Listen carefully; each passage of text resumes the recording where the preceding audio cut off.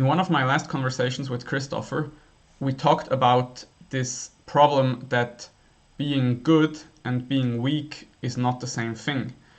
That in order to be good or to do good, you first have to become strong yourself, and that, for example, in some circumstances, it is a good thing to use your strength to stop something evil from happening, because uh, by stopping something evil, you are actually doing something good.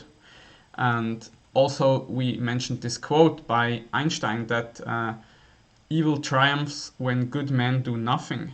So, in this conversation, we will compare this view to this idea from the Bible that you should not resist evil. And we will try to figure out how one might understand this idea and how these two positions can possibly be reconciled. Yes, I think we had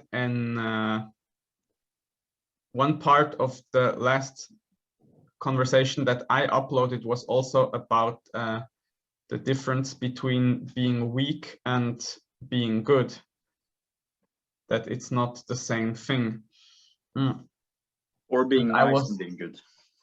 Sorry? Or being nice and being good. Yes, exactly. And I was wondering in the aftermath of this conversation, because I was thinking maybe there are even a little bit two contradictory strands of thought in the Bible, because there is this idea, resist not evil, or if someone strikes you on the right cheek, then turn the left cheek as well. And then there is this idea, as we discussed last time, that, for example, Abraham he's not a weak person.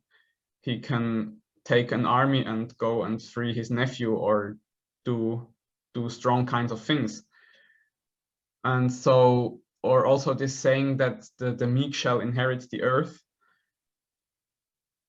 So I always have some difficulties with these statements.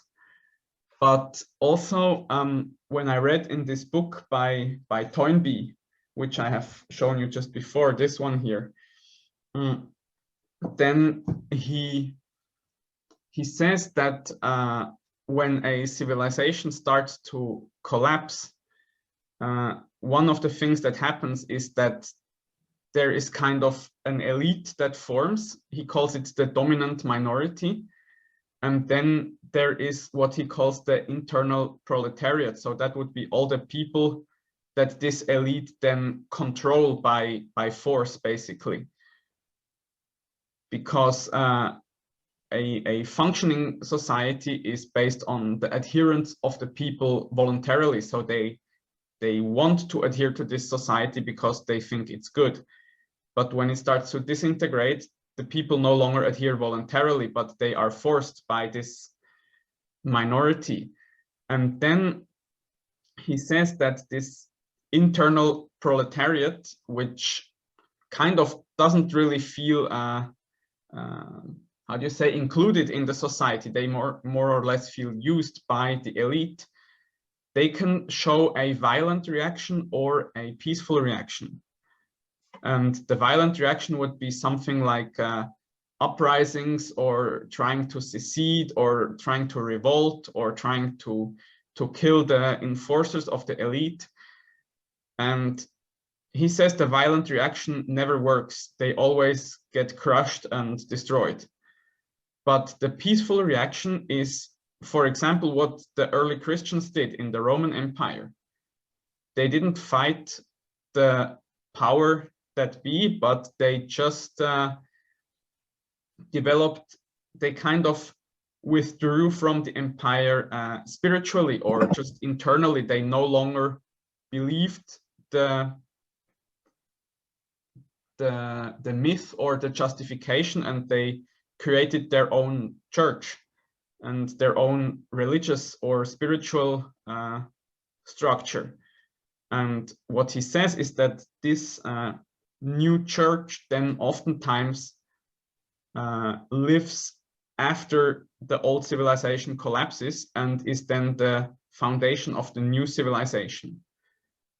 And perhaps this is a manner in which you could understand, or in which I could understand this idea that you should turn the other cheek and you should not fight with force against force, but you should kind of go a different way. So yeah, maybe what do you think of that thought so far? Well, those are huge issues, one could say, but I suppose it could be made a distinction between fighting for some external cause or good and fighting for your own convenience, if you want to put it that way. That if you are fighting for the good of the church or the good of the nation or the good of your family, then you are fighting for a cause higher than yourself. But with regards to the issue of turning the other cheek, that's rather something that concerns you yourself and someone slapping you in the face.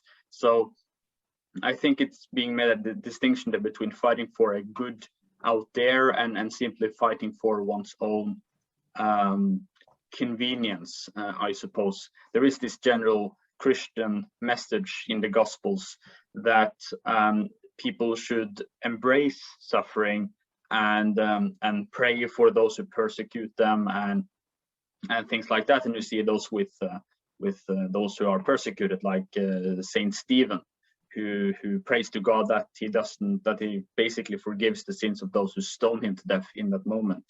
So I think it would be understood in the sense that if you are attacked yourself in some way and you suffer because of that, you should sort of embrace that suffering, because there is this idea that you want to imitate Jesus Christ suffering on the cross.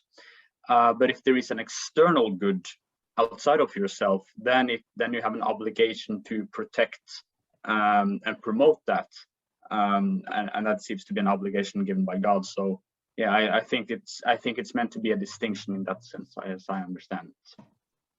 Okay, that's an interesting idea that you differentiate between fighting for something that you desire out of your own convenience, like material goods or well-being, or also to kind of blow up your ego and feel very strong and proud, and set that apart from fighting for a cause which is bigger than yourself.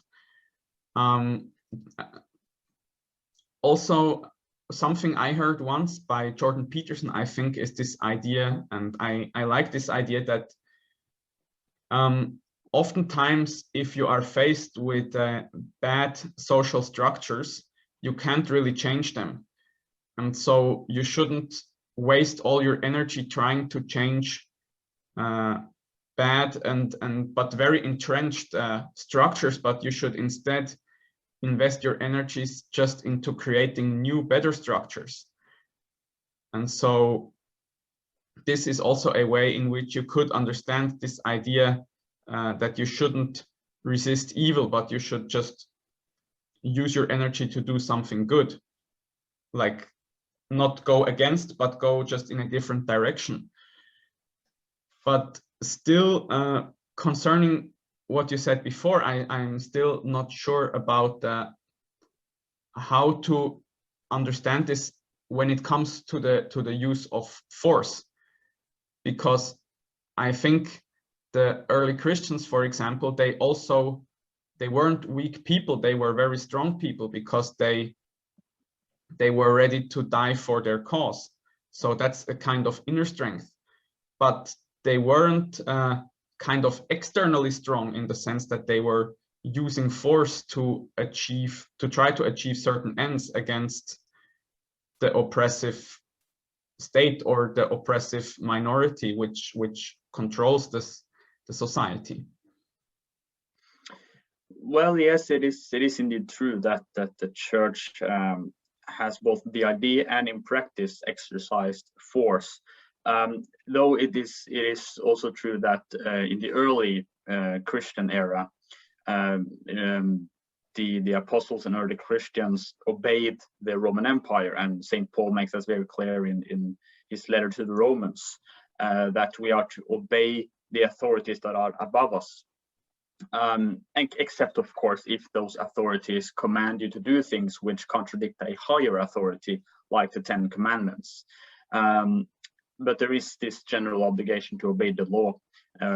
So the church would sort of say that, okay, even if you have a government which is unjust, you should obey them in those laws that they have the right to exercise those regulations, and if they do not contradict a higher power.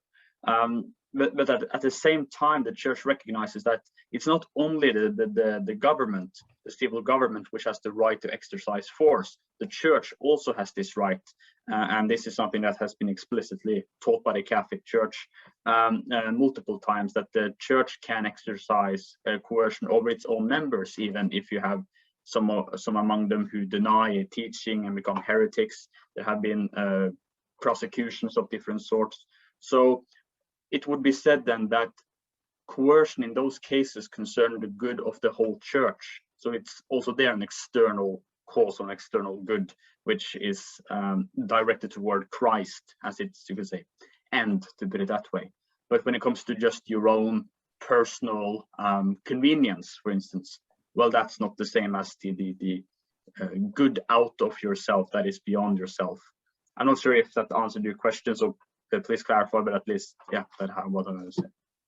No, I was just thinking that isn't this instance where the church kind of started to use violence to punish heretics and kind of contain the allowed thought, isn't that in a much later time period than the early stages where the church kind of formed during the Roman state? Well, it is my impression that in the later state, the church got a lot of resources and the structure to exercise this power in a you could say more systematic way. But it seems that even from the beginning, we see at least the principle that the church has some right in that regard. For instance, it seems that the apostles themselves, they burned books which were heretical or blasphemous. And also you have St. Paul saying that those who promote another gospel, let him be anathema. So at least you could say that the philosophical principles behind this exercise of force is there from the beginning. But when they were persecuted by the Romans, it was difficult to practice that. But already in the 5th century, in the 400s, you see that the church used coercion against a group of heretics called the Donatists. And St. Augustine talks about this, among other things. But I would say that the principles were there from the beginning, but eventually the church got enough resources to exercise that without much hindrance by the Roman Empire, to put it that way. Yes, so because I was just thinking that, of course, burning books and excluding people from your own circle is not the same as violence in my use of the word violence. So violence is the physical, the use of physical means against other human beings, whereas these things would not be violence in my mind. So if you would want to be very cynical, you could say that you should turn the other cheek when you have no choice because you are too weak or you lack the resources to use positive coercion. And then when you have these resources, then you start, whether or not you should is also an interesting question, but at least as soon as a group of people has these resources, then often they start to use violence against others. Yeah, I think that is sort of inevitable, that if you have a huge society of any sort, then there are going to be people who are resisting that in practice. And unless you want sort of disorder and chaos, it seems that you have to be able to exercise force if it be necessary in order to enforce that order, to put it that way. Yeah, I'm not sure. I think this is exactly the process which which Toynbee describes when he says how a society starts to shift from its growing stage to its degenerating stage. Because in the growing stage, the ideology attracts people voluntarily. There is no force involved, but still people are attracted and move towards this new center of this new great idea, which is just spreading by voluntary adoption. And then at some point it starts to calcify, if you so want, and then it starts to, it no longer evolves, but it calcifies, and then more and more people start to maybe fall outside of these very strictly defined areas that this idea now occupies, and then the dominant minority starts to build itself by applying force to force people to adhere to the calcified doctrine. So yeah, I'm not sure that it's a good thing, but it seems kind of inevitable if you look at history, at least, that people have always behaved in this kind of sequence. Yeah, and I would also add that if you look at the church from the very early beginning, you see groups that are resisting the church and creating a huge problem, like the Judaizers were one of the earliest groups that argued that you need to be circumcised and do Jewish rituals in order to be saved, which was renounced as false by the Council of Jerusalem in the Apostolic Age. But not long after that, you had the Gnostics who argued for a dualistic perspective on things. And you have the Arians who argued that Jesus was not consubstantial with God the Father, that there was a time when he was not, so they would deny the divinity of Christ, which led to the Great Council of Nicaea, the first ecumenical council in 325. And already there you see the Roman Emperor Constantine was willing to use force to punish those who resisted the Council of Nicaea. And it seems that the church already that early accepted that system. So yes, problems and the resisting groups seems to be have been there from the very early beginning. So it's, yes, as you say, inevitable. Okay, so then just to maybe to summarize, or to try to summarize, we said that there is a distinction between fighting for oneself or for one's own ego, as opposed to fighting for a higher cause, and that such sayings like "turn the other cheek" could be meant primarily for cases where it's just about you and your ego and your convenience, where you should forgive maybe some transgression instead of becoming violent yourself. And then we also had these ideas, like resist not evil, which could be kind of meant that you shouldn't, or also this idea that you should give Caesar what is Caesar's, that you shouldn't try to resist the old structure, which is still strong, because this violent resistance of the internal proletariat will just get you killed, but that you should direct your efforts toward just doing what you think is good. And yes, and for me, it's still not quite clear when and how or in what cases then actual physical violence is justified, or where this line is to be drawn. First, a comment that I also would make with regards to one's inconvenience and resisting evil. There would be an important distinction between facing, you could say, suffering or mockery or something similar, and facing evil, because in the Christian understanding, if one is confronted with suffering or mockery or people slapping your cheek or something like that, it would be said that you could embrace those things and bear the suffering in silence.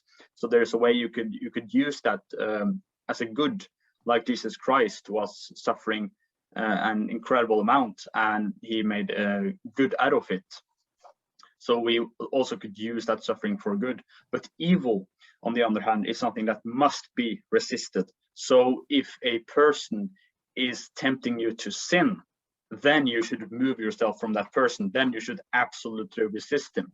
But if he slaps you on the cheek, that's not identical to him leading you to moral evil. It's rather just an inconvenient pain or mockery or humiliation, which in and of itself can be used for good, while moral evil intrinsically is bad and must be avoided no matter what. So I would just make a comment. But yes, as for the question of when is the exercise of force legitimate and not, I think it would be said just as with when it's legitimate for the government to use such force, when it is necessary in order to protect an important good.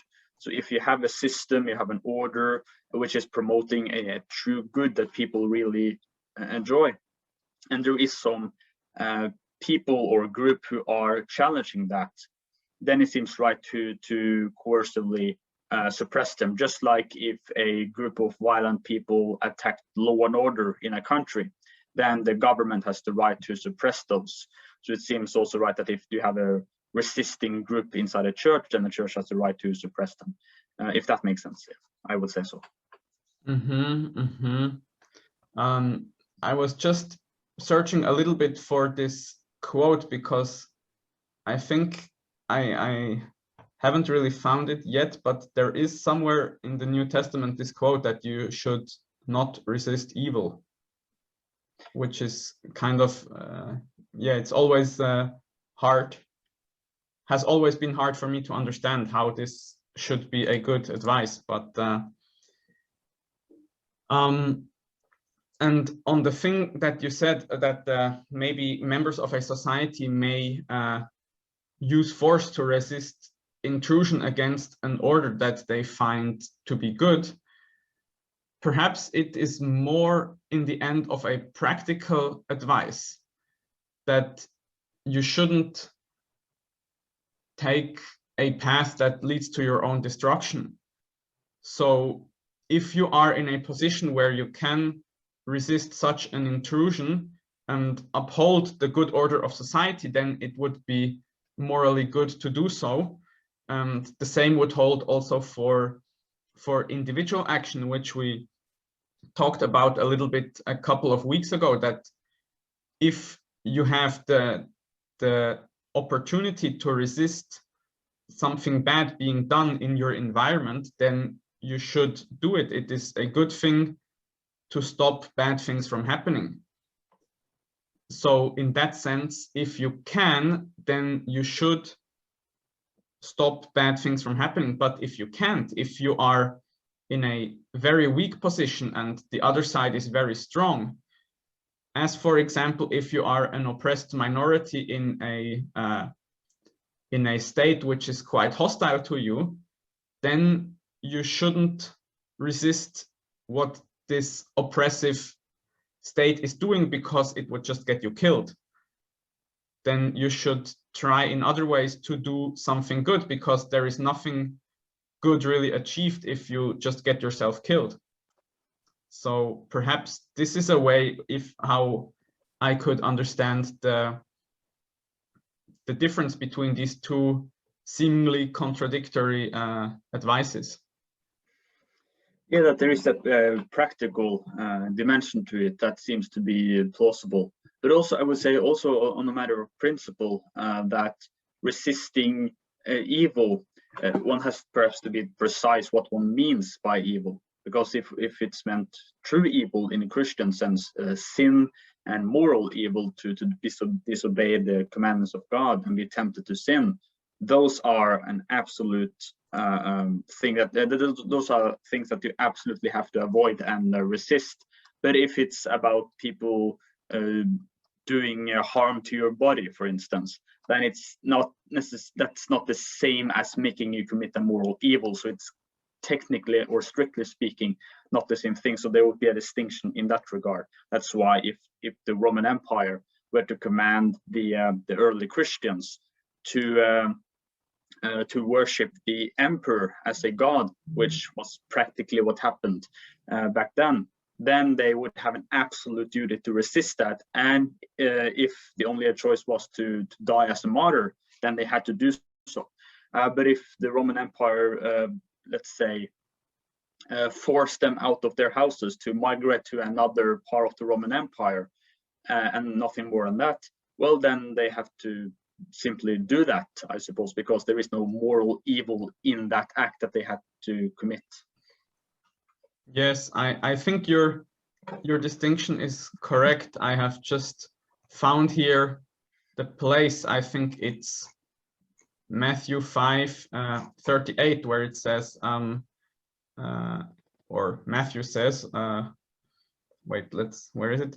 You have heard it that it was said, eye for eye and tooth for tooth. But I tell you, do not resist an evil person. If anyone slaps you on the right cheek, turn them the other cheek also.